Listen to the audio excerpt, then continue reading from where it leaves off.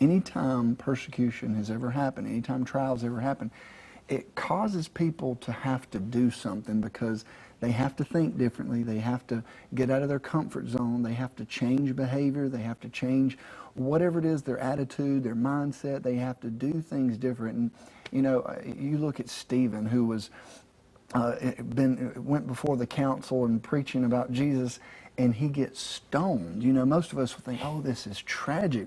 But God used that to expand, because the Bible says that the church scattered and it grew.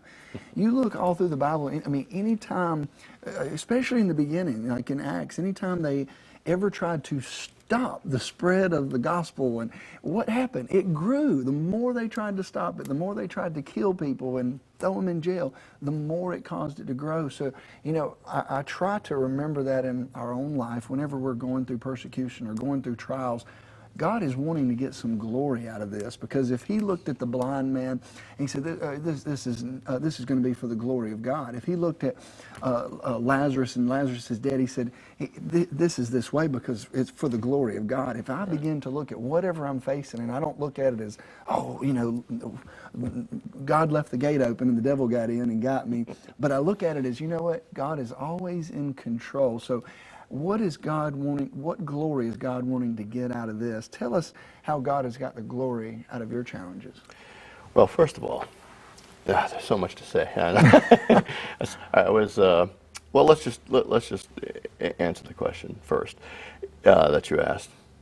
You know, the glory that I think comes out of my story is that if it wasn't for these trials, if it wasn't for blindness, if it wasn't for the cancer, if it wasn't for the divorce and the heart problems and the chronic pain and the financial problems, and the list goes on and on and on, 2 books worth.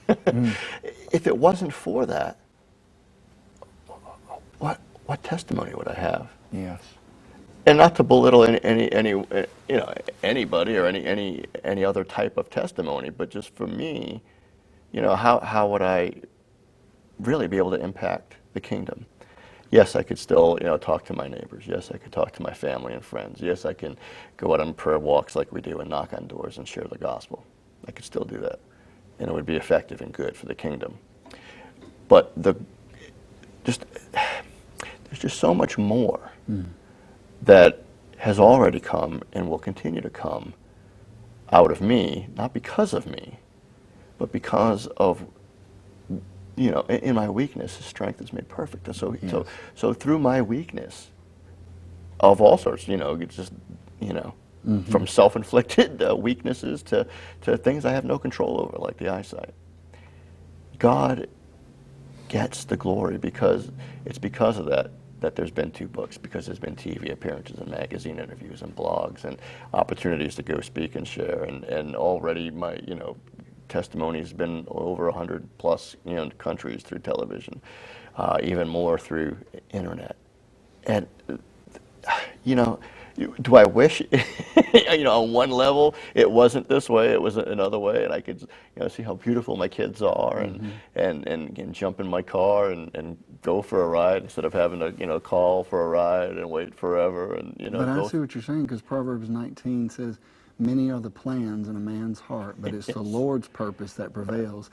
If all the things that you've had to face and you've had to go through, it kind of it limits the plans that you may have had.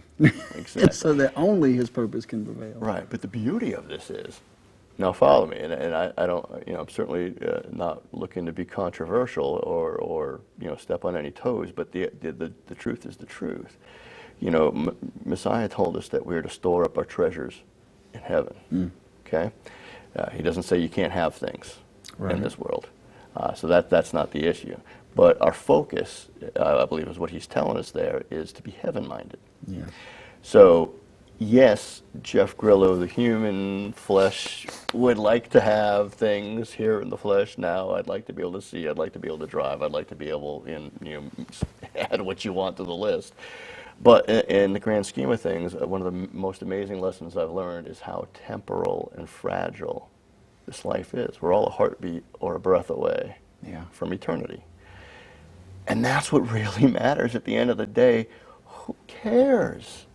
What difference does it make what I could acquire in this world. What difference does it make where I was able to travel to and what I was able to accomplish for pride or for family legacy or whatever? None of it matters. What matters is having crowns to lay at the feet of Yeshua, at the feet of Jesus, and sing his praises with the angels and the multitude in heaven forever. That's what it's all about. And you know, when